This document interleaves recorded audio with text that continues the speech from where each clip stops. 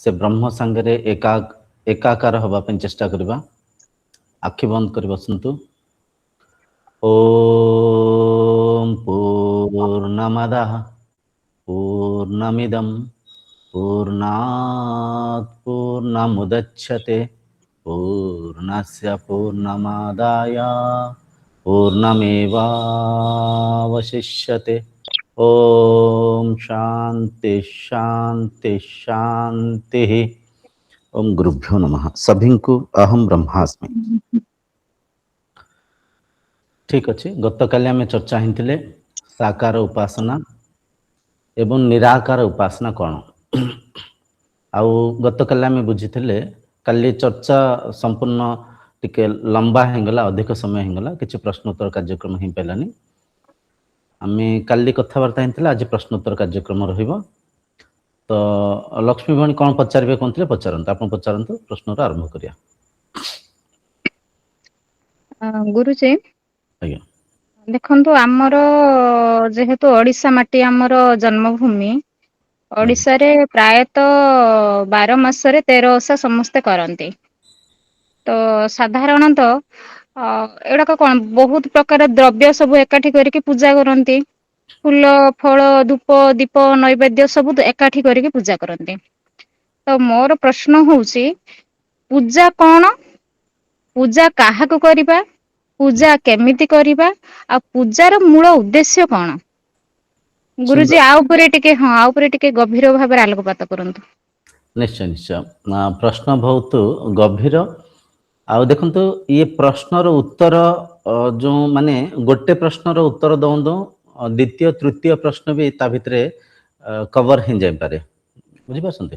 सर्वप्रथमे आपण पचारले पूजा कौन, पूजा कौन, पूजा काहाकू करिबा, कोनथि पई करिबा, पूजार विधि सटीक विधि कौन। पूजार सटीक विधि कथा गत काली तो आम चर्चा होते अधिक नहेले आंशिक गत काली आप बुझी पार्थिबे साकार निराकार उपासना कथा। आज सर्वप्रथम आम बुझा पूजा कौन। एमती बुझंतु पूजा है एक माध्यम। पूजा कहतु आध्यात्मिकता कहतु भक्ति मार्ग कहतु ये जो विधि ये जो परंपरा ये जो पूजार जो परंपरा हेउचे एक माध्यम एक आधार नित्य पदार्थ को चिन्हिया पाई सत्य को चिन्हिया पाई। बुझिपारछन्ते। पूजा है एक अनुसंधान। पूजा हेउचे एक मार्ग जो मार्ग रे आमे जाइकरी सत्य को चिन्हिबा सत्यर तर्जमा करबा ही पूजा। सत्य को चिन्हिया पे प्रयास करबा ही पूजा। पूजा काहाकू करबा, पूजा स्रष्टा को करबा। स्रष्टा किए, स्रष्टा सीए जी सारा संसार को निर्माण करसंती। संसार भितर ए शरीर भी आसी जाए। ए शरीर आपण रूपक से शरीर प्रत्येक शरीर ये प्रत्येक पंचभूत रे निर्माण होइथिबा प्रत्येक शरीर जी आधार जी स्रष्टा तांको पूजा करबा। एटी प्रश्न उठे स्रष्टांकर रूप रंग कौन, तांको केमती चिन्हिबा। जन को चिन्हिले आमे तांको पूजा करबा ना। जन को तांको चिन्ह वर्ण आकार आकृति तांको स्वरूप तांको सत्ता को चिन्हिले ही आमे पूजा करबा। तो सर्वप्रथमे गोटे कथा आमे चर्चा ही जाइछे बुझी जाइछे पूजा है अनुसंधान। पूजा है सत्य को चिन्हिया पे करथिबा प्रयास। तो एई उत्तर माध्यम रे भी आपण बुझी पारिबे पूजा है से स्रष्टांको खोज भी कहि परिबा। से नित्य पदार्थ से चैतन्य सत्ता को खोजुथिबा ए प्रयास भी पूजा ही कहि परिबा। से ईश्वर को चिन्हिया पे करुथिबा प्रचेष्टा ही पूजा कहि परिबा। बुझी पारछन्ते। तो इठी देखंतु दुईटा जिंस मिसिकरे अछि। मिसिकरे अछि कोन ए सब बहुत गभीर कथा टिके जटिल कथा। विवेक को जागृत कर बुझा पे चेष्टा कले बुझी पारिबे। स्रष्टा को चिन्हि नांती किंतु चिन्हिया पे प्रयास करसंती तर्जमा करसंती। अच्छा ये प्रयास रे हमको साहाଯ୍य किए करेंगे, साहाଯ୍य गुरु करती, साहाଯ୍य शास्त्र करे, साहाଯ୍य आमर जो निष्ठावान होकर आचरण करता से सब आचरण आमको साहाଯ୍य करे स्रष्टा को चिन्ह।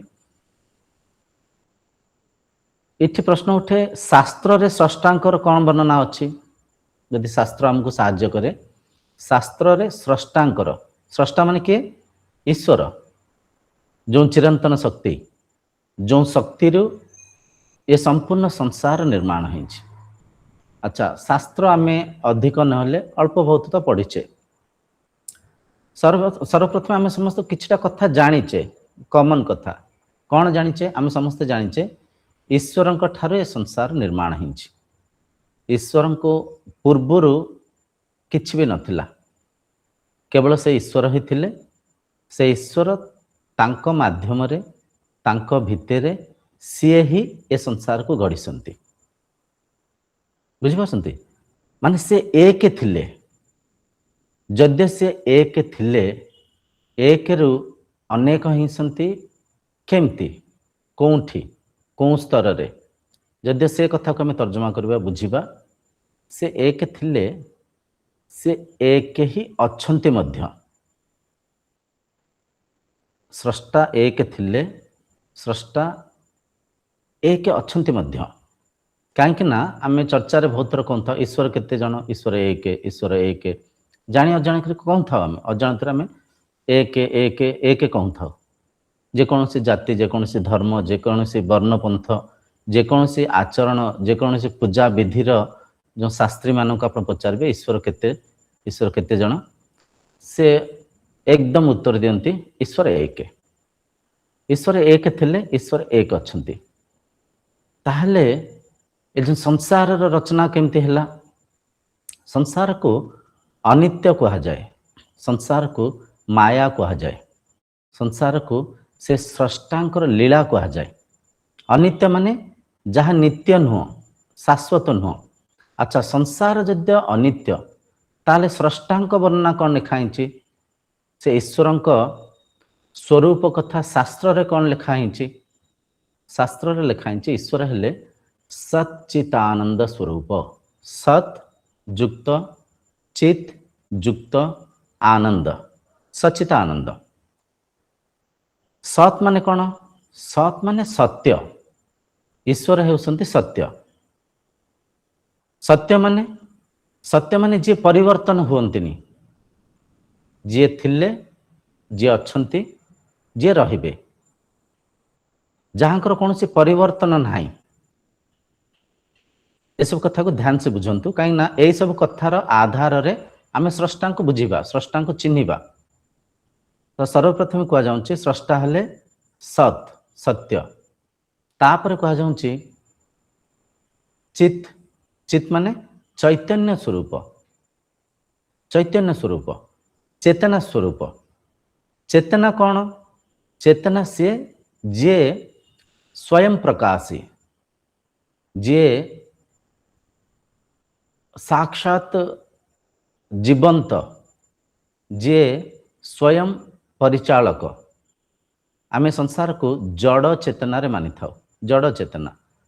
जड़ माने किए, जड़ माने सी जे परिचालन होनी, जे गोटाए जगह स्थिर अच्छी, पत्थर पहाड़, आमे ए सब जिनस को जड़ बेलिक मानि थाउ। चेतना माने कौन, चेतना आमे से जिनस को मानि थाउ जार जन्म अच्छी, जे वृद्धि होची, जे चालुची बुलुची, मनीष पशु पक्षी कीटाणु भूताणु संगे संगे गच्छ वृक्ष को भी आमे चेतना मानि थाउ, व्यवहारिक भाषा रे एठी कहा जाउछि। ठीक सेमती शास्त्र कहउसंती ईश्वर हेले चैतन्य स्वरूप, चैतन्य स्वरूप। केवल ईश्वर ही चैतन्य, ईश्वरंकर माया हेउछि चैतन्य नुहे, ईश्वर माया होउछि जड़। टिके टिके पार्थक्य को भी बुझुथिबे, बुझिले अंतत आपण पूजार विधि जो आमे बुझिया पे चेष्टा करछे से विधि को बुझी पारिबे। तो ईश्वर सत युक्त चित युक्त आनंद स्वरूप, आनंद स्वरूप। आनंद स्वरूप माने तांको जेबे भी आपण साक्षात्कार करिवे, तांको संगे जेबे भी समाहित होंके रहिबे, ତାଙ୍କୁ ଯେବେ ବି ମନନ ଚିନ୍ତନ କରିବେ ଆନନ୍ଦ ଉତ୍ପନ୍ନ ହେବ। ସେ ଆନନ୍ଦର ସ୍ରୋତ, ସେ ଆନନ୍ଦର ସ୍ୱରୂପ। ବୁଝିପାରୁଛନ୍ତି? ତ ଈଶ୍ୱର ଯଦ୍ୟ ସଚିତ୍ ଆନନ୍ଦ, ଶାସ୍ତ୍ର ଯଦ୍ୟ କହୁଛି ଈଶ୍ୱର ସଚିତ ଆନନ୍ଦ, ସତ୍ ଯୁକ୍ତ ଚିତ୍ ଯୁକ୍ତ ଆନନ୍ଦ। ହେଲେ ଆମକୁ ବିବେକ ହେଇକରି ପରଖିବାକୁ ପଡ଼ିବ ଈଶ୍ୱର ଯଦ୍ୟ ସତ୍ୟ, ଅସତ୍ୟ କ'ଣ? କ'ଣ ପରିବର୍ତ୍ତନ ହେଉଛି? ଯଦି କ'ଣ ପରିବର୍ତ୍ତନ ହେଉଛି ଆମେ ପରଖି ପାରିବା, ଚିହ୍ନି ପାରିବା, ତାହେଲେ ହେଇପାରେ କ'ଣ ପରିବର୍ତ୍ତନ ହେଉନି ସେ ଚୈତନ୍ୟ ସତ୍ତା ପାଖରେ ଆମେ ପହଞ୍ଚି ପାରିବା। ତ ଦେଖନ୍ତୁ, ଯେହେତୁ ସାଧକ ରୂପରେ ଜଣେ ଜଣେ ଶରୀର ଏ ସତ୍ସଙ୍ଗ କରି ସତ୍ୟକୁ ଅନୁସନ୍ଧାନ କରିବା ପାଇଁ ଚେଷ୍ଟା ପ୍ରଚେଷ୍ଟା କରୁଛେ, ସର୍ବପ୍ରଥମେ ନିଜକୁ କେନ୍ଦ୍ରବିନ୍ଦୁ ରଖିବେ। ନିଜକୁ କେନ୍ଦ୍ରବିନ୍ଦୁ ରଖି ନିଜକୁ ଆଧାର ରୂପରେ ରଖି ନିଜ ମାଧ୍ୟମରେ ପରଖିବେ। ବୁଝିପାରୁଛନ୍ତି? ତେଣୁକରି ଏଠି ଦେଖନ୍ତୁ କ'ଣ ପରିବର୍ତ୍ତନ ହେଉଛି। ସର୍ବପ୍ରଥମେ ନିଜକୁ ପରଖନ୍ତୁ। ଶରୀର ପରିବର୍ତ୍ତନ ହେଉଛି କି? ଶରୀରକୁ ଦେଖିଲେ ନିଶ୍ଚୟ ଶରୀର ପରିବର୍ତ୍ତନ ହେଉଛି। ଶରୀର ଛୋଟବେଳେ ଶିଶୁ ଥିଲା, କିଶୋର ଅବସ୍ଥାକୁ ଆସିଲା, ବୟସ୍କ ଅବସ୍ଥାକୁ, ବୃଦ୍ଧ ଅବସ୍ଥାକୁ, ନିଶ୍ଚୟ ଶରୀର ପ୍ରତିଦିନ ପରିବର୍ତ୍ତନ ହେଉଛି। ଶରୀର ଯଦ୍ୟ ପରିବର୍ତ୍ତନ ହେଉଛି, ଶରୀର ସତ୍ୟ ନୁହେଁ, ଶରୀର ନିତ୍ୟ ନୁହେଁ, ଶରୀର ଆତ୍ମା ନୁହେଁ, ଅନାତ୍ମା, ଅନିତ୍ୟ, ଅସତ୍ୟ। ଠିକ୍ ଅଛି, ଶରୀର ଯଦ୍ୟ ଅସତ୍ୟ, ଶରୀର କାହା ମାଧ୍ୟମରେ ପରିଚାଳନା ହେଉଛି? ପ୍ରାଣଶକ୍ତି ମାଧ୍ୟମରେ। ସେ ପ୍ରାଣକୁ ପରଖନ୍ତୁ, ପ୍ରାଣ ପରିବର୍ତ୍ତନ ହେଉଛି କି? ନିଶ୍ଚୟ ପ୍ରାଣ ବି ପରିବର୍ତ୍ତନ ହେଉଛି।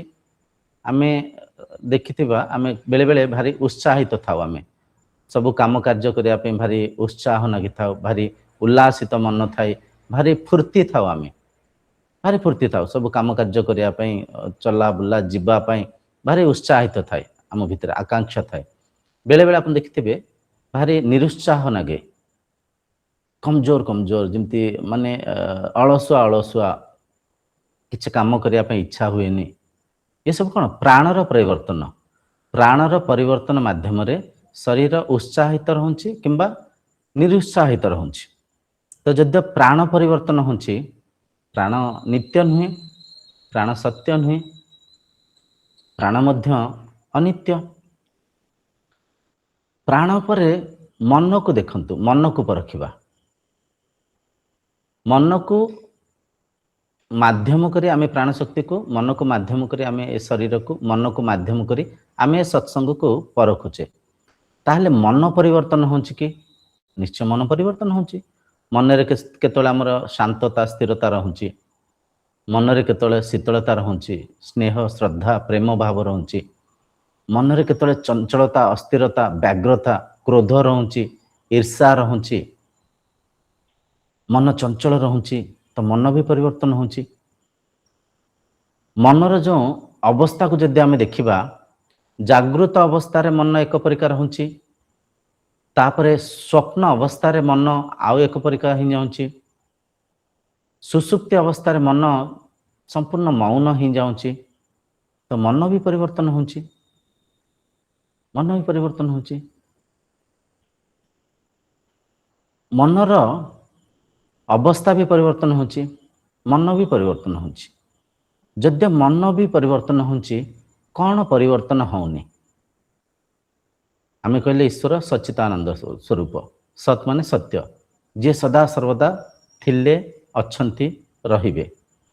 ନିଜକୁ କେନ୍ଦ୍ରବିନ୍ଦୁ ରଖିକରି ଆମେ ପରଖୁଛେ ସତ୍ୟ କ'ଣ, କିଏ ପରିବର୍ତ୍ତନ ହେଉଛି, କିଏ ପରିବର୍ତ୍ତନ ହେଉନି। ଶରୀରକୁ ପରଖିଲେ, ସ୍ଥୂଳ ଶରୀର ପରେ ସୂକ୍ଷ୍ମ ଶରୀରକୁ ପରଖିଲେ, ଇନ୍ଦ୍ରିୟଙ୍କୁ ବି ଯଦି ଆମେ ପରଖିବା, ଇନ୍ଦ୍ରିୟଙ୍କର ବି ପରିବର୍ତ୍ତନ ହେଉଛି, ଦୃଶ୍ୟ ପରିବର୍ତ୍ତନ ହେଉଛି, ଶବ୍ଦ ପରିବର୍ତ୍ତନ ହେଉଛି, ରୁଚି ପରିବର୍ତ୍ତନ ହେଉଛି, ସ୍ପର୍ଶ ପରିବର୍ତ୍ତନ ହେଉଛି। ମନକୁ ଆମେ ପରଖିଲେ ମନ ବି ପରିବର୍ତ୍ତନ ହେଉଛି। ମନ ଶିଶୁ ବେଳେ ଦେଖନ୍ତୁ, ଛୋଟ ପିଲାବେଳେ ଏକ ପରିକା ଥିଲା, ଖେଳେନାକୁ ସବୁ କିଛି ଭାବିଥିଲା, ଖେଳୁଥିଲା ବୁଲୁଥିଲା, ସେ ମନର ସ୍ଥିତି ଏକ ପରିକା ଥିଲା। ଶିଶୁ ପରେ ଯେତେବେଳେ କିଶୋର ଅବସ୍ଥାକୁ ଆସିଲା, ସେ ମନ ଭିତରେ ଆଉ କିଛି ଆଶା ଆକାଂକ୍ଷା, ଆଉ ଗୋଟେ ପରିକା ମନ ଭିତରେ ଇଚ୍ଛା ବାଞ୍ଚନା ଆସିଲା। ମନ ବି ନିଶ୍ଚୟ ପ୍ରତି ମୁହୂର୍ତ୍ତରେ ପରିବର୍ତ୍ତନ ହେଉଛି। ଏ ସମ୍ପୂର୍ଣ୍ଣ ଶରୀର ଇନ୍ଦ୍ରିୟ ମନ ପରିବର୍ତ୍ତନ ହେବା ସତ୍ତ୍ୱେ ମୁଁ ପରିବର୍ତ୍ତନ ହେଉଛି କି? ଯଦି ମୁଁକୁ ପରଖିବା, ମୁଁ କିଏ, ମୁଁ କେଉଁ ପରିକା ନିଜକୁ ମାନିଛି, ସେସବୁ କଥାକୁ ଗୋଟେ ପାଖରେ ରଖି ଯଦି ଅସଲି ମୁଁକୁ ପରଖିବା ପାଇଁ ଚେଷ୍ଟା କରିବା, ମୁଁକୁ ତ ନିଜେ ମୁଁକୁ ଦେହ ମାନିଛି, ମୁଁ ନିଜକୁ ଏ ଶରୀର ମାନିଛି। ଶରୀର କାହିଁକି ମାନିଛି? ଶରୀର ପରିକା ମୋତେ ପରିଚୟ ଦିଆଯାଇଛି। ଯେତେବେଳେ ଏ ଶରୀର ଜନ୍ମ ନେଲା, ଶରୀରର ଏକ ନାମକରଣ ହେଲା, ନାମ ଦିଆହେଲା। ସେ ନାମ ସାଙ୍ଗରେ ସେ ଶରୀରକୁ ଯୋଡ଼ିକିରି ଭୌତିକ ସଂସାରରେ ପ୍ରତ୍ୟେକ ଭୌତିକ ବସ୍ତୁକୁ ଚିହ୍ନଟ କରାଇଲେ। ଏ ଶରୀର, ଇଏ ଆଙ୍କ ବାପା, ଇଏ ମା, ଇଏ ଘର, ଏ ଶରୀରର ନାମ ଏଇଆ।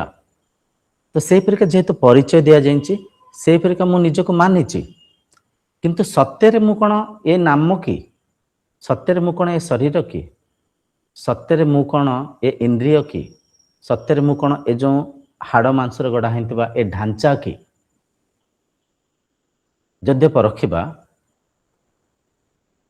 ଏକାଗ୍ର ଚିତ୍ତରେ ଅନ୍ତର୍ଯାତ୍ରା କରିକି ଯଦ୍ୟ ମୁଁକୁ ସଠିକ୍ ଭାବରେ ପରଖିବା, ମୁଁ ପରିବର୍ତ୍ତନ ହେଉଛି କି? ମୁଁ ପରିବର୍ତ୍ତନ କେମିତି ହେଉଛି? ମୁଁ ପରିବର୍ତ୍ତନ କେଉଁଠି ହେଉଛି? ମୁଁ ପ୍ରତ୍ୟେକ ପରିବର୍ତ୍ତନକୁ ଅନୁଭବ କରୁଛି, ଉପଭୋଗ କରୁଛି। ମୁଁ ଛୋଟବେଳେ ଥିବା ସେ ଶିଶୁ ରୂପକ ଶରୀରକୁ ମୁଁ ମାନିଥିଲି, ମୁଁ ଦେଖୁଥିଲି, ମୁଁ ଅନୁଭବ କରୁଥିଲି। ମୁଁ ସେ ଛୋଟ ଶିଶୁକୁ ନିଜେ ମାନିଥିଲି। କିନ୍ତୁ ସେ ଶିଶୁ ଯେତେବେଳେ ବଡ଼ ହେଇକା ଯାଉଛି, ପ୍ରତ୍ୟେକ ଅବସ୍ଥାରେ ବି ମୁଁ ସେ ଶରୀରକୁ ମୁଁ ମାନିଥିଲି। ମନର ସ୍ତରରେ ମୁଁ ମାନିଥିବା ମୁଁ ହିଁ ଯେତେବେଳେ ଜାଗୃତ ଅବସ୍ଥାରୁ ନିଦ୍ରା ଅବସ୍ଥାକୁ ପଳାଉଛି, ଶୋଇ ପଡ଼ୁଛି, ସେଠି ମୁଁ ଅଛି ନା ନାହିଁ?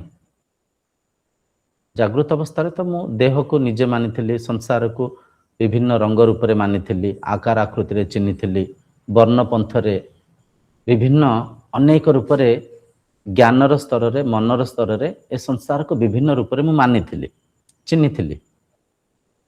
କିନ୍ତୁ ଜାଗୃତ ଅବସ୍ଥାରୁ ଯେତେବେଳେ ମୁଁ ଶୟନ ଅବସ୍ଥାକୁ ପଳାଉଛି, ଯେତେବେଳେ ଶୋଇ ପଡ଼ୁଛି, ଶୋଇ ପଡ଼ିଥିବା ସେ ଅବସ୍ଥାରେ ମୁଁ ଅଛି ନା ନାହିଁ? ଆପଣ କହିବେ ହଁ ମୁଁ ଅଛି, ମୁଁ ନାହିଁ କହିପାରିବେନି କେବେ ହେଲେ। ନିଶ୍ଚୟ ମୁଁ ଅଛି। ମୁଁ ଯଦ୍ୟ ଶୟନ ଅବସ୍ଥାରେ ଅଛି, କେମିତି ଅଛି, କେଉଁଠି ଅଛି? କିଛି ମା ମାନେ କହିପାରିବେ ମୁଁ ସ୍ୱପ୍ନରେ ଅଛି, ମୁଁ ସ୍ୱପ୍ନ ଅବସ୍ଥାରେ ଅଛି। ଆଚ୍ଛା, ମୁଁ ସତ୍ୟରେ କ'ଣ ସ୍ୱପ୍ନ ଅବସ୍ଥାରେ ଅଛି କି? ସ୍ୱପ୍ନକୁ ଯଦ୍ୟ ପରଖିବା, ଯେମିତି ଏ ଜାଗୃତ ସଂସାର, ଏଠି ଦେଖନ୍ତୁ, ଧ୍ୟାନ ଦେବେ, ପୂଜାର ବିଧି ହେଲା ଏଇଆ। ସର୍ବପ୍ରଥମେ ପୂଜା କ'ଣ? ପୂଜା କ'ଣ ଆମେ ବୁଝିଥିଲେ? ପୂଜା ହେଉଛି ସତ୍ୟକୁ ଚିହ୍ନିବା ପାଇଁ କରୁଥିବା ପ୍ରୟାସ, ପ୍ରଚେଷ୍ଟା। ପୂଜା କେମିତି କରିବା? ପୂଜା ଯେହେତୁ ଆମେ ସତ୍ୟର ଅନୁସନ୍ଧାନ କରୁଛେ, ସତ୍ୟକୁ ଚିହ୍ନିବା ପାଇଁ ପ୍ରଚେଷ୍ଟା କରିବା, ନିତ୍ୟ ପଦାର୍ଥକୁ ଚିହ୍ନିବା ପାଇଁ ପ୍ରଚେଷ୍ଟା କରିବା। ଏଇପରିକା ତର୍ଜମା, ସତ୍ୟ କ'ଣ, ଅସତ୍ୟ କ'ଣ, ନିତ୍ୟ କ'ଣ, ଅନିତ୍ୟ କ'ଣ, ଆତ୍ମା କ'ଣ, ଅନାତ୍ମା କ'ଣ, ଏଇ ବିଧି, ଏଇ ପୂଜା, ଏଇ ତର୍ଜମା ଆମେ କରୁଛେ। ତ ନିଦ୍ରା ଅବସ୍ଥାରେ ଆପଣ କହିବେ, ନିଦ୍ରା ଅବସ୍ଥାରେ ମୁଁ ସ୍ୱପ୍ନକୁ ଦେଖୁଛି, ମୁଁ ସ୍ୱପ୍ନରେ ଅଛି। ଜାଗୃତ ଅବସ୍ଥାକୁ ଯେମିତି ମୁଁ ଦେଖୁଥିଲି, ସ୍ୱପ୍ନ ଅବସ୍ଥାକୁ ବି ସେମିତି ଦେଖୁଛି। ସ୍ୱପ୍ନ ଭିତରେ ବିଭିନ୍ନ ଗଛ ବୃକ୍ଷ, ବିଭିନ୍ନ ଘର, ବିଭିନ୍ନ ଶରୀର। ସ୍ୱପ୍ନ ଭିତରେ ମୁଁ ନିଜକୁ ଦେଖୁଛି କି? ଆପଣ କହିବେ ହଁ, ସ୍ୱପ୍ନ ଭିତରେ ମୁଁ ନିଜକୁ ବି ଦେଖୁଛି। ସ୍ୱପ୍ନ ଭିତରେ ଆମେ ଦେଖିଛେ, ଆମେ ସାଙ୍ଗସାଥି ମେଳରେ ବସିଥାଉ, ବେଳେବେଳେ କିଛି କଥାବାର୍ତ୍ତା ହେଉଥାଉ, କାହା ସାଙ୍ଗରେ ପାଟିତୁଣ୍ଡ କରିଥାଉ, କାହା ସାଙ୍ଗରେ ସ୍ନେହ ଶ୍ରଦ୍ଧାରେ କିଛି ଖାଦ୍ୟ ଖାଉଥାଉ। ସ୍ୱପ୍ନ ଭିତରେ ବି ମୁଁ ନିଜକୁ ଦେଖିଥାଏ। ପରଖନ୍ତେ କଥାକୁ, ସ୍ୱପ୍ନ ଭିତରେ ନିଜକୁ ଯେହେତୁ ଆମେ ଦେଖିଥାଉ, आमे स्वप्नरु जागृत अवस्था को आसिक विभिन्न व्याख्या करिथाउ। काली राति रे सर जानले काली राति रे मु स्वप्न देखिली गोटे कुकुरटे मते गोडौंची, गोटे बड़ कुकुरटे गोडौंची, मु दौड़ी दौड़ी जाऊँची आउ से कुकुर को मु हुड़ेइली, कुकुर पळेला। काली सर जानिसंते मु काली स्वप्न रे देखिली मु राम साम दाम को संगे बसीची, आमे बसिकिरी छेनापोड़ खाऊँ, बढ़िया स्वादिया छेनापोड़ आउ जानसंते राम पेमेंट कले। मान देखंतु मु स्वप्न देखिची, मु ही कहूची स्वप्न रे निजको देखिची, ताहले यह सत्य कि मु स्वप्न देखिची? धरंते कथा को मु स्वप्न देखिची, मु मते स्वप्न रे देखिची, एटा केमती संभव? मु जदि स्वप्न देखिची मते केमती देखि पाइली? ताहले स्वप्न रे जो मु अछि से सटीक मु नुह, से सत्य मु नुह, से आउ किए? जदि स्वप्न रे जो मु अच्छी से मु से सत्य, ताहले स्वप्न को किए देखिले? जे स्वप्न देखिले हेई पारे से मिथ्या, कहीं मु एक मु अनेक नहीं। ईश्वर एक मु मानिची, ईश्वर एक अच्छंती कि नांती सेटा तो ठीक अच्छे, आम तर्जमा कले बुझी परिबा। ईश्वर को एक रूप में अनुभव करबा सेटा हला अंतिम लक्ष्य, साधनार सिद्धि कहि परिबा। किंतु एठी जो द्वंद्व पड़ जाइए, मु एठी जो द्वंद्व पड़ जाइए, द्वंद्व पड़ जाइए माने कौन? स्वप्न रे मु देखिची मते, स्वप्न रे मु देखिची मो सांगं को, मु कहूची स्वप्न रे मु मते देखिची। जदि स्वप्न रे मु मते देखिची, मु केमती देखिली, कोंठी देखिली, मु कोंठी अच्छी? स्वप्न दृश्य, मु द्रष्टा, स्वप्न सृष्टि, मु स्रष्टा, स्वप्न वस्तु, मु विषय। बुझंतु, एकाग्र चित्तरे कथा धरिया पे चेष्टा करंतु। स्वप्न रे मु मते देखिली, मु कोंठी देखिली, मु केमती देखिली? अच्छा, एबे टिके से स्वप्न परिका ही ये जागृत संसार को टिके परखिबा। जागृत संसार को, जागृत संसार को मो देह, मो देह, मो देह माने ए जो देह को मु कहूँ मो देह खराब थिला, काले मते जर हिंथिला, मो देह खराब थिला, मो मुंड व्यथा होउची, मु मुंड नुहे मो मुंड, ए मुंड को मु व्यवहार करूची, ताले मु कोंठी अछि? मु कोंठी अछि? आमे कहूचे मो हाथ, मो हाथ, मो हाथ ठीक अच्छे, मो हाथ आमे कहूचे मो हाथ, डाहाण हाथ, मो हाथ, मो हाथ। अच्छा, मो हाथ भाभी नियंतु कटि गला, एक्सीडेंट हैला, जेमिति कि मिशन रे बहुत शरीर अच्छे हाथ कटि जाए, आमे देखिचे। अच्छा, हाथ कटि गला, हाथ कटिला पर मु अच्छे कि? हाँ अच्छी, मु अच्छी। अच्छा ठीक अच्छी, बाम हाथ भी कटि गला, मु अच्छी कि? हाँ अच्छी, नहीं कहि परिबानी।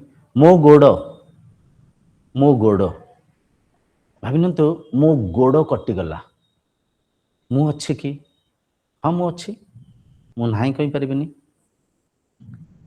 शरीर प्रत्येक अंग प्रत्यंग आज जो आधुनिक जुगरे ट्रांसप्लांट हो पारे, ट्रांसफर हो पारे, माने liver transfer, heart transfer, kidney transfer, transplant, बुझिपारछन्ते? ए शरीर बाहर करिकरी आउ गोटे शरीर किंबा से शरीर बाहर करी ए शरीर रे आमे अदला बदली करि परिबा। ताहले शरीर जदि संपूर्ण परिवर्तन हो गला, उभे गला, मु अच्छी कि? निश्चय मु अच्छी, मु नहीं कहि परिबानी। एबे मु अच्छी कि? हाँ अच्छी, कोंठी अच्छी? जानी अजाणत आम विवेक आमको कहथिबो भितर अच्छी, निश्चय भितर अच्छी। जागृत अवस्था जो शरीर परिचालन होची, चलुची, बुलुची, खाऊची, पीऊची, मु परखुची, मु देखुची, मु अनुभव करुची। स्वप्न अवस्था जो शोई पड़ुची, से स्वप्न को देखुची, स्वप्न को जेमती मु स्वप्नर साक्षी भाव में देखुची, स्वप्नर ऊर्ध्वर थांकी देखुची। स्वप्न कोटी चली मन रे चली, मन रे चली, मन भितर विचार, विचार ही स्वप्न। से विचार को द्रष्टा भाव में साक्षी भाव में मनर ऊर्ध्वर थाई मु चिन्हुची, मु परखुची। ये जागृत अवस्था भी सैया होनी कि परखंतु, ये जागृत अवस्था सैया होनी कि आपण ये शरीरर बाणी को शुणिले, केमती शुणिले? कान माध्यम रे शुणिले। ये शब्द गला मोबाइल माध्यम रे, कान रे शुणिले, कान माध्यम, कान माध्यम रे कोंटी शुणिले? आपन मन रे शुणिले, निश्चय मन रे शुणिले। भाषार अर्थ कोंठी अछि? मन रे अछि। मु कहली भाषा, मु कहली शब्द, मु कहली काऊ, काऊर फोटो आसथिबो, कोंठी आसला? मन रे आसला। तो मन रे, मन भी एक दृश्य, मन भी एक दृश्य। मन रे जो विचार आसुची, मन रे जो परखुचे, मनर ऊर्ध्वर थांकी आम परखुने कि? निश्चय मनर ऊर्ध्वर थांकी परखुचे। जेमती स्वप्न अवस्था रे स्वप्नर साक्षी भाव में, स्वप्नर द्रष्टा भाव में स्वप्न को आम देखुले, ठीक ए अवस्था रे मध्य मनर ऊर्ध्वर थांकी मन माध्यम रे, इंद्रिय माध्यम रे, शरीर माध्यम रे ए संसार को परखुचे। तो से जो मु अच्छी, जो मु जागृत अवस्था को, स्वप्न अवस्था को, सुसुप्ति अवस्था को मध्य परखुची। सुसुप्ति अवस्था को, सुसुप्ति अवस्था माने आउ टिके सूक्ष्म अवस्था, स्थूल रु सूक्ष्म आड़ को जाऊचे, माया रु सत्य आड़ को जाऊचे। कहीं जाऊचे? आमे पूजा करुचे, आमे भक्ति करुचे, आमे अनुसंधान करुचे, आमे सत्य को चिन्हिया ପାଇଁ प्रयास करुचे, सत्य आड़ को जाऊचे, नित्य पदार्थ को चिन्हिया ପାଇଁ प्रयास करुचे।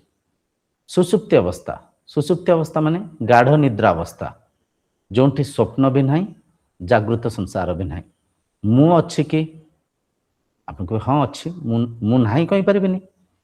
कहीं ना आम स्वप्न माने सुसुप्ति अवस्था जो आउ थे जागृत अवस्था को आसुचे, जागृत अवस्था को आसिक आउ थे आम कहूचे काली राति बढ़िया निद है, बढ़िया निद है, शांति रे शोइली, मु भारी बढ़िया लगिला। बहुत दिन हेले मु शोई नथिली, काली एते आनंद रे शोइली, केतळे राति पाइगला जना पइलानी। मु राति 9टा रे शोइली, केतळे सकाळ 6टा हिगला, टोटाल जना पइलानी, भारी खुशी लागिला। मान देखंतु, खुशी नागिला, खुशी का अनुभव करिसंती। किया अनुभव कला? काहा को खुशी नागिला? शांति नागिला। शांति तो मनर स्थिति, खुशी तो मनर स्थिति। से मनर अवस्था को किए अनुभव कला? से द्रष्टा किए? से स्रष्टा किए? से अनुभव करता किए? सी किए? काहा को भल नागिला? आप कहे मते भल नागिला। ये कि अद्भुत प्रश्न पचार, मते भल नागिला, मु शांति रे शोइली, मु आनंद रे शोइली। अच्छा मते जदि भल नागिला, मते जदि आनंद नागिला, निश्चय मु से निद्रा अवस्था रे थिबा से मनर ऊर्ध्वर थांकी से मन को मु उपभोग करिछि, अनुभव करिछि। धरंते कथा को बहुत सूक्ष्म कथा में चर्चा होचे। एया ही पूजा, एया ही उपासना, असली पूजा हला एया तर्जमा करिबा, नित्य पदार्थ को चिन्हिया पे प्रचेष्टा करिबा। जागृत अवस्था रे मु अच्छी, मु भितर अच्छी, मनर ऊर्ध्वरे अच्छी, शरीर माध्यम रे, इंद्रिय माध्यम रे, मन माध्यम रे मु ये संसार को परखुची। स्वप्न अवस्था रे मध्य मु अच्छी, स्वप्न को दृश्य भाव रे, स्वप्नर साक्षी भाव रे, स्वप्नर आधार भाव रे थाइकरी स्वप्न को देखुची। सुसुप्ति अवस्था रे मु अच्छी, केवल मु अच्छी, मन नाही, मन मौन ही जाइछि। सुसुप्ति अवस्था को आमे अव्यक्त अवस्था भी कहि परिबा। अव्यक्त अवस्था, अव्यक्त अवस्था माने गाढ़ निद्रा अवस्था रे आपण सोईकरी उठिले, आपण जने कहिबे सा टिके मते वर्णना करी कहंतु, मा टिके मते वर्णना करी कहंतु सुसुप्ति अवस्था रे केमति नागिला? आपण के भल नागिला? भल केमति? भल केमति? अव्यक्त आपण वर्णना करि परिबेनी वर्णना काहे करि परिबेनी सिटी कोनोसी चिन्ह वर्ण नथिला सिटी कोनोसी चिंता चिंतन नथिला सिटी कोनोसी राग द्वेष नथिला सिटी कोनोसी आकार आकृति नथिला सुसुप्ति अवस्था जदि किछि चिन्ह वर्ण देखिले तो ताकू वर्णना करि परिबे सुसुप्ति अवस्था आपण देखिले ओस्त गच्छ परिका नागिला आंब खाइला परिका नागिला पखाल खाइला बलिया नागिला किंतु ता नुहे पखाल से गोटे आकार आसीगला भात पानी दही से गोटे मिश्रम तार गोटे वर्ण अच्छी रंग अच्छी ओस्त गच्छ पत्र अच्छी तार एक प्रकार डाल अच्छी चिन्ह आसुची चित्तरे एक आकार दृश्य होउची आंब एक चित्र आसुची मनरे एक आकार दृश्य होउची एक रंग रूप आंबर आकार तो सेठी आमे वर्णना करि परिबा किंतु सुसुप्ति अवस्था कौन सी चिन्ह वर्ण नहीं कौन से आकार आकृति नहीं सुसुप्ति अवस्था मन मौन अच्छी तो ये गोटे कथा आशा कर धरी पारे जो मन अच्छी सेठी चिंताधारा अच्छी जो मन अच्छी सेठी रागद्वेष अच्छी भल मंदर संशय अच्छी मोर तोर पातरंत्र अच्छी जो मन नहीं सेठी मु अच्छी मु नहीं कही पारिबानी मु अच्छी किंतु अव्यक्त अवस्था रे अच्छी मो संगे मु समाहित होकर अच्छी तेणुक सुसुप्ति अवस्था जागृत अवस्था को आसी सुसुप्ति अवस्था को मु वर्णना करि पारनी व्याख्या करि पारनी तो ए सब जिंस ए सब गभीर कथा को आमे गुरुंक माध्यम रे शास्त्र माध्यम रे सत्संग माध्यम रे चिन्हिया पे करुथिबा प्रयास ही पूजा पूजा हला एटा पूजा हला सत्यर अनुसंधान सत चित आनंद स्वरूप चित माने चैतन्य स्वरूप कौन से जो चैतन्य स्वरूप से जो चैतन्य सत्ता रूपक से ब्रह्म शक्तिर आधार रे मन परिचालन होची गोटे कथा जानिक आप आश्चर्य हे मन मध्य जड़ मन स्वयं प्रकाशी नुह मनर आधार आत्मा मनर आधार ब्रह्म मनर आधार आपण बहुत गभीर कथा ए कथा को धरंतु मनर आधार आपण चैतन्य स्वरूप चेतना स्वरूप चैतन्य स्वरूप आपण संगे मन जेतले युक्त होउची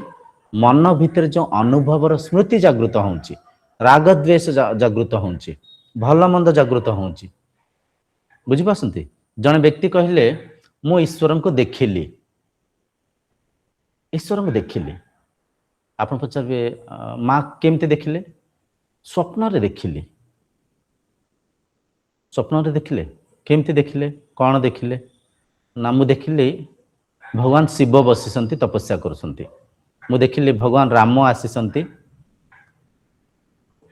धनु तीर धरिकी ठिया हिसंती मु देखिली भगवान गणेश को देखिली अच्छा आपण देखिले स्वप्न रे देखिले आपण कोंठी थांकी देखिले आपण केमती देखिले स्वप्न अवस्था तो आखि बंद थिला केमती देखिले से कहि पारिबे व्याख्या करि पारिबे आखि बंद करके मन रे देखिले अच्छा मन रे देखिले मन रे जदि देखिले जहा को देखिले से दृश्य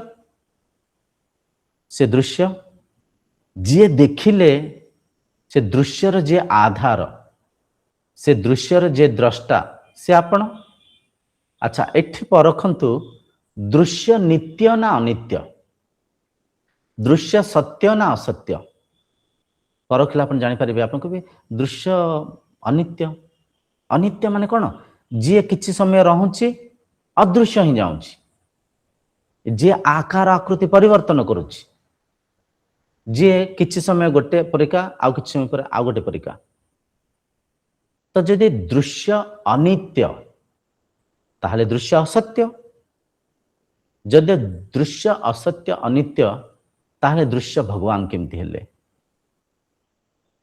ए कथा को एकाग्र चित्तरे परखंतु भगवान तो सच्चिदानंद स्वरूप आम कहते सत माने जे सत्य से जेमती थिले सेमती अच्छंती सेमती ही रहिबे।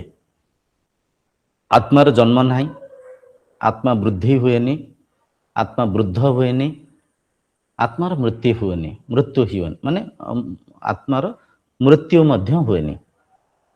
आत्मा अजर, आत्मा अमर, आत्मा अविनाशी, आत्मा ही सच्चिदानंद स्वरूप।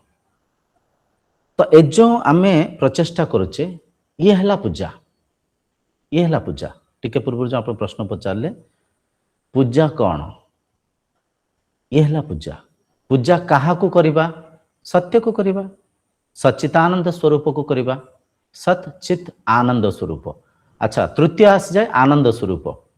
आनंद स्वरूप जेबे भी आपण से स्रष्टांक संगे एक ही थिबे, जेबे भी से ईश्वर को आपण उपासना करुथिबे, आनंद मिलवा दरकार। जेहेतु से आनंद स्वरूप, जेहेतु से आनंदर स्रोत, जेहेतु से आनंद ही आनंद, आनंद को देखिले आनंद मिलवा दरकार। जेमती चीनी मीठा नागे, चीनी को जेबे केबे भी आपण खाइबे से ता गुण को आपण को परसिबो, मीठा ही नागिबो। दिन बेला खांतु मीठा नागिबो, राति रे खांतु मीठा नागिबो। चीनी को क्षीर रे गोलिक पियंतु, क्षीर भी मीठा नागिबो। चीनी को छतुआरे मिसेंग खांतु मीठा नागिबो। चीनी प्रति मुहूर्त रे ता गुण को आपन को परसुची। क्षीर रे भी मिसेंग पियंतु, दिन रे पियंतु, राति रे पियंतु, घरे पियंतु, बाहर चीनी के चाखंतु। जेमिति भी जेबे भी चीनी के जतरा चाखिबे चीनी मिठा ही दबो। ठीक सेमती, ठीक सेही न्याय रे ईश्वर जद्य आनंद स्वरूप तांको संगे जेबे भी युक्त हेबे, तांको संगे जेबे भी समाहित हेबे, आनंद मिलिया कथा, सुख मिलिया कथा। मिलुची कि परखले जानि परिबे। सटीक विधि रे तांको संगे जोड़ी हेले निश्चय आनंद मिलिबो, निश्चय आनंद मिलिबो। आमे जोग करुथाउ। जोग माने कौन? जोग हला से चैतन्य सत्ता संगे युक्त हबा, एक ही जीवा। योगस्य चित्तवृत्ति निरोधा, पतंजलि योगसूत्र। जोगरे चित्तर वृत्ति के निरुद्ध अवस्था को आम नहीं जाई थाउ। चित्त न थाए, मन मौन ही जाई थाए, मन मिटी जाई थाए, ताले किए थांती? केवल से ब्रह्म थांती।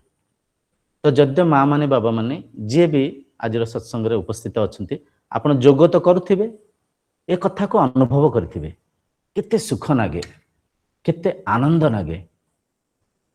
मन रहित, विचार रहित, रागद्वेष रहित से अव्यक्त अवस्था को जितले जानती, से ईश्वर को दर्शन जितले करती। दर्शन कहि परिबा, ईश्वर संगे समाहित कहि परिबा, ईश्वर संगे एकाकार हबा भी कहि परिबा। वाक्य रे, भाषा रे, व्यवहार रे टिके व्यत्यास थाई पारे, किंतु एका ही अर्थ।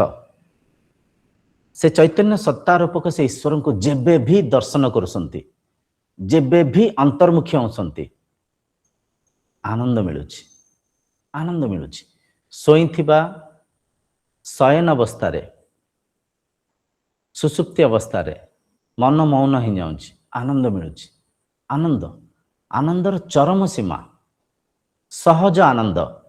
से आनंद प्राप्ति करिया पई कोनोसी खर्चर आवश्यक नाही, पैसा दबार आवश्यक नाही, फल पुष्प दबार आवश्यक नाही, दक्षिणा दबार आवश्यक नाही, यात्रा करी कुआडे जिबार आवश्यक नाही, बल प्रयोग करियार भी आवश्यक नाही, कोनोसी बल प्रयोग करियार आवश्यक नाही। सहज सुख, सहज आनंद। तो यहाँ प्रमाण करुच्ची निश्चय ईश्वर संगे जिते आम जोड़ी होचे निश्चय आनंद मिलूची, सुख मिलूची। आनंदर स्रोत सच्चित आनंद, सच्चित आनंद। तो सत भी ये प्रमाणित है। सत कौन प्रमाणित है? जो असली मु, जो ब्रह्म, जी शरीर इंद्रिय मनर ऊर्ध्वरे अछंती, से जेमती थिले सेमती अछंती, सेमती रहिबे मध्य। चित चैतन्य स्वरूप, चैतन्य स्वरूप माने कौन?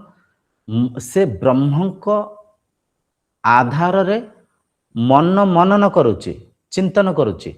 से ब्रह्म को आधार रे इंद्रिय परिचालन होसंती, से ब्रह्म को आधार रे प्राण शक्ति जीवित अच्छी, से ब्रह्म को आधार रे शरीर वंचित अच्छी कार्यरत अच्छी शरीर भितर क्रिया होची निश्वास चली प्राणशक्ति चली से ब्रह्म का आधार रे हृदय स्पंदन होचे हार्ट ब्लड को पंप करुच्ची से ब्रह्म शक्तिर आधार रे किडनी पानी को फिल्टर करुच्ची से ब्रह्म शक्तिर आधार रे तुंड बाणी को उच्चारण करुच्ची से ब्रह्म शक्तिर आधार रे तो से चित्त स्वरूप चैतन्य स्वरूप से माने से जीवित स्वरूप बुझीपारछंती से चैतन्य स्वरूप सच्चित सच्चित तापर आनंद निश्चय तांको देखिले आनंद मिलुची तांको संगे समाहित हेले आनंद मिलुची से आनंदर स्रोत एटा भी आमे प्रमाणित कले तो आमे जो उपासना करूचे टिके आमे परखिबा ए सब कथा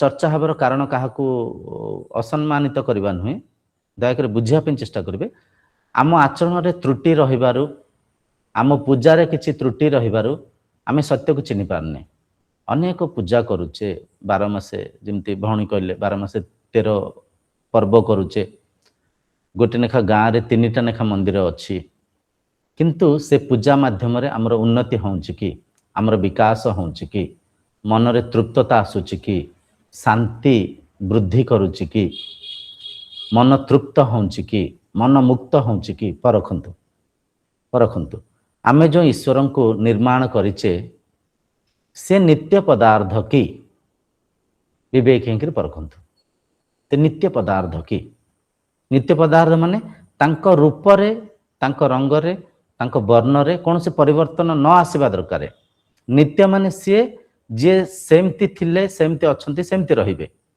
नित्य परिवर्तन होनांती सत्य हम जो सच्चित आनंद कहले ईश्वर को स्वरूप सच्चित आनंद सत माने सत्य सत्य माने कौन जे सेमती थिला शरीर असत्य आमे बुझिले काई का असत्य शरीर परिवर्तन होची शिशु बेले एक प्रकार थिला आज एक प्रकार अच्छी भविष्य में परिवर्तन हम तो शरीर सत्य नुह तो आमे जो मूर्ति को स्थापना करें आमे जो फोटो को माध्यम करें से सत्य कि से परिवर्तन होची ना होनी मूर्तिर निर्माण पूर्वर से मूर्ति केमती थिला निर्माण होकर एमती अच्छी तापर आमे वर्ष को वर्ष रंग रूप आमे पेंट करुचे वस्त्र को परिवर्तन करुचे ताले निहायती से परिवर्तन होसंती जद्य से परिवर्तन होसंती से सत्य केमती से नित्य केमती चित चित माने चैतन्य स्वरूप माने कौन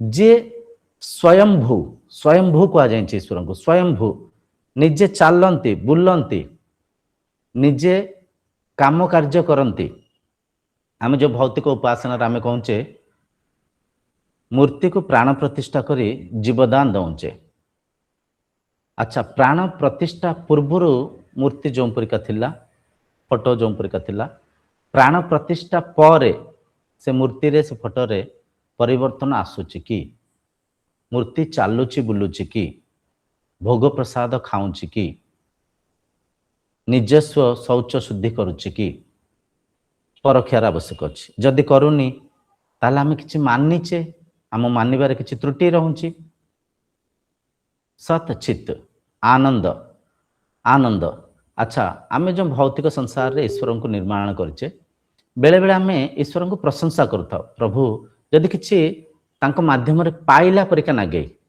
धन मिलगला चाकरी मिलगला भल खाद्य मिलगला किछि पाइले भारी खुशी ही जानता आहा हा हा प्रभु प्रभु आपन का आशीर्वाद अच्छे प्रभु पाइगली आनंद बेले बेले अनेक लोक ईश्वर को गाली मंद कर एते पूजा कली प्रभु तुम शुणिलनी मो जीवन कौन ये दुख नहीं थिल मु सकाळ उठी फूल तोलुची भोग प्रसाद दौची एते निष्ठा हाइकरी पूजा करुची मो जीवन रे कष्ट काहेकि आसुची दुख काहेकि आसुची देखंतु सीटा आनंद नहीं सीटी दुख नहीं ईश्वर को दर्शन कले आनंद मिलवा दरकार ईश्वर को दर्शन कले सुख मिलवा दरकार कहीं से शांतिर स्रोत ईश्वर आनंदर स्वरूप आनंद मिलुची कि आनंद जद्य मिलुनी ଅନେକ ଲୋକ ଅଛନ୍ତି, ମୁଁ ଦେଖିଛି, ଆପଣମାନେ ବି ଦେଖିଥିବେ, ଈଶ୍ୱରଙ୍କୁ ଗାଳି ମନ୍ଦ କରୁଥାନ୍ତି। ମୁଁ ଆଉ ପୂଜା କରିବିନି, ମୁଁ ଆଉ ଭକ୍ତି କରିବିନି, ଏତେ ପୂଜିକି ଲାଭ କ'ଣ, ଏଇଟା ହେଇଗଲା ସେଇଟା ହେଇଗଲା, ଆକ୍ସିଡେଣ୍ଟ ହେଇଗଲା, ପଇସା ହରେଇ ବସିଲି, ବିଜନେସ୍ ଲସ୍ ହେଇଗଲା, ମୁଁ ଆଉ ଠାକୁର ଡାକିବିନି, ମୁଁ ଆଉ ଠାକୁର ଡାକିବିନି। ଅନେକ ଭଜନ ବି ଅଛି, ଆପଣ ଦେଖିବେ ଈଶ୍ୱରଙ୍କୁ କିଛି ଆଖ୍ୟା କରିକି ଲେଖା ହେଇଛି, ଈଶ୍ୱରଙ୍କୁ କିଛି ଆକ୍ରୋଶରେ ଲେଖିଥାନ୍ତି, ଆକ୍ରୋଶରେ ଭଜନ ମାଧ୍ୟମରେ ଦୁଃଖକୁ ଜଣାଉଥାନ୍ତି। ଯଦି ଈଶ୍ୱରଙ୍କୁ ଦେଖିକିରି ଦୁଃଖ ଆସୁଛି, ଈଶ୍ୱରଙ୍କୁ ଦେଖିକିରି କ୍ରୋଧ ଆସୁଛି, ଯଦି ଈଶ୍ୱରଙ୍କୁ ଦେଖିକିରି ମନ ଚଞ୍ଚଳ ଅସ୍ଥିର ହେଉଛି, ତାହେଲେ ସେ ଆନନ୍ଦର ସ୍ରୋତ କେମିତି, ତାହେଲେ ସିଏ ସୁଖର ସ୍ରୋତ କେମିତି? ଏସବୁ କଥା ଆପଣଙ୍କ ବିବେକକୁ ଜାଗୃତ କରିବା ପାଇଁ ଏ ଶରୀର ପ୍ରୟାସ କରୁଛି। ତାହେଲେ ସଚ୍ଚିଦାନନ୍ଦ ସ୍ୱରୂପ ଆମେ ଯେଉଁ ବାହାରେ ଦେଖୁଛେ ସେ ନୁହନ୍ତି, ଯେଉଁ ଭିତରେ ଏବେ ପରଖିଲେ ସେ ଅଟନ୍ତି। ବୁଝିପାରୁଛନ୍ତି? ଆଜିର ସମ୍ପୂର୍ଣ୍ଣ ଚର୍ଚ୍ଚାର ଉଦ୍ଦେଶ୍ୟ ହେଲା ଶାସ୍ତ୍ର ସର୍ବ ଉପରେ, ଶାସ୍ତ୍ର ସର୍ବମତ ସମାନ, ମାନେ ସମସ୍ତେ ଶାସ୍ତ୍ରକୁ ମାନିଥାନ୍ତି, ମାନିବାର ଆବଶ୍ୟକ ଅଛି। ସର୍ବୋଚ୍ଚ ସ୍ଥାନ ଆମେ ଶାସ୍ତ୍ରକୁ ଦେଇଛେ। ତ ଶାସ୍ତ୍ର ଅନୁଯାୟୀ ଯେତେବେଳେ ଆମେ ଭକ୍ତି କରିବା, ଅନ୍ଧବିଶ୍ୱାସରେ ବାନ୍ଧି ହେବାନି, ସମୟକୁ, ବଳକୁ, ଧନକୁ ବୃଥା କରିବାନି। ବୁଝନ୍ତୁ ଏ କଥାକୁ, ପରଖିବା ପାଇଁ ଚେଷ୍ଟା କରନ୍ତୁ। ଈଶ୍ୱର ପ୍ରାପ୍ତି କରିବା ପାଇଁ ଅନ୍ତର୍ଯାତ୍ରା କରିବା, ବାହାରେ କୁଆଡ଼େ ବୁଲିବାର ଆବଶ୍ୟକ ନାହିଁ, ବାହାରେ କୁଆଡ଼େ ଯିବାର ଆବଶ୍ୟକ ନାହିଁ। ବୁଝିପାରୁଛନ୍ତି? ଯାହା ଏ ପିଣ୍ଡ ଭିତରେ ଅଛି ସେଇଆ ଏ ବ୍ରହ୍ମାଣ୍ଡ ଭିତରେ ଅଛି। ତ ଯେଉଁଟା ସହଜ ତାକୁ କରନ୍ତୁ, ଯେଉଁଟା ସରଳ ତାକୁ କରନ୍ତୁ। ବୁଝିପାରୁଛନ୍ତି? ଯେଉଁ ଭଉଣୀ ପଚାରୁଥିଲେ ଈଶ୍ୱରଙ୍କୁ କାହିଁକି ପୂଜିବା, ଚିରନ୍ତନ ସତ୍ୟକୁ ଚିହ୍ନିବା ପାଇଁ ପୂଜିବା। ପ୍ରଶ୍ନ ଉଠେ, ସତ୍ୟକୁ ଚିହ୍ନିଗଲେ କ'ଣ ହେବ? ଆନନ୍ଦ ସ୍ଥିତିରେ ରହିବା, ଅନ୍ଧାରରେ ରହିବାନି, ଆଲୋକରେ ରହିବା, ଅଜ୍ଞାନରେ ରହିବାନି, ଜ୍ଞାନ ପ୍ରାପ୍ତ ହେଇକିରି ବିବେକକୁ ଜାଗୃତ କରି ବଞ୍ଚିବା, ଜୀବନର ଆନନ୍ଦକୁ ନେବା, ବ୍ରହ୍ମଲୀଳାର ସୁଖକୁ ନେବା, ମଣିଷର ଜୀବନକୁ ସାର୍ଥକ କରିବା। ବୁଝିପାରୁଛନ୍ତି? ତେଣୁକରି ପୂଜାର ଉଦ୍ଦେଶ୍ୟ ହେଲା ଆନନ୍ଦ ପ୍ରାପ୍ତି କରିବା, ଶାନ୍ତି ପ୍ରାପ୍ତି କରିବା, ବିବେକକୁ ଜାଗୃତ କରିବା, ସମଦୃଷ୍ଟିକୁ ଜାଗୃତ କରିବା, ଅନ୍ତଃଚକ୍ଷୁକୁ, ଜ୍ଞାନ ଚକ୍ଷୁକୁ ଉତ୍ପନ୍ନ କରିବା। ବୁଝିପାରୁଛନ୍ତି? ପୂଜାର ଉଦ୍ଦେଶ୍ୟ ହେଲା ଏଇଟା, ପୂଜାର ଉଦ୍ଦେଶ୍ୟ ହେଲା ଏଇଟା। ବିଧି କ'ଣ? ବିଧି ଶାସ୍ତ୍ର, ଶାସ୍ତ୍ରକୁ ପଢ଼ିକିରି, ଗୁରୁଙ୍କ ବାଣୀକୁ ଶୁଣିକିରି, ଶାସ୍ତ୍ର ଅନୁଯାୟୀ, ଗୁରୁଙ୍କ ନିର୍ଦ୍ଦେଶ ଅନୁଯାୟୀ ଆମେ ସାଧନା କରିବା। ଆଉ ବାରମ୍ବାର ଅନେକ ଥର ଆମେ କଥାକୁ ବି ଚର୍ଚ୍ଚା ହେଇଛେ, ଗୁରୁଙ୍କର ବି ଦୁଇଟା ଯୋଗ୍ୟତା ଅଛି। ଏ ଯୋଗ୍ୟତା ନଥିଲେ ବି ଗୁରୁ ଆଉ କିଛି କହିବେ, ଶିଷ୍ୟ ଆଉ କିଛି କରିବେ, ପ୍ରତିଫଳ ଆଉ କିଛି ମିଳିବ। ଗୁରୁ ନିଜେ ବ୍ରହ୍ମାନୁଭୂତି କରିଥିବା ଦରକାର। ପ୍ରଥମ, ଗୁରୁ ଶାସ୍ତ୍ର ପଢ଼ିଥିବା ଦରକାର। ଶାସ୍ତ୍ର କେଉଁ ଶାସ୍ତ୍ର? ତତ୍ତ୍ୱଶାସ୍ତ୍ର। ତତ୍ତ୍ୱଶାସ୍ତ୍ର କ'ଣ? ଭଗବଦ୍ ଗୀତା, ଉପନିଷଦ, ବେଦାନ୍ତ, ବ୍ରହ୍ମସୂତ୍ର। ଭଗବଦ୍ ଗୀତା, ଉପନିଷଦ, ଉପନିଷଦ ହିଁ ବେଦାନ୍ତ। ବେଦର ସାରାଂଶ ହେଲା ଉପନିଷଦ।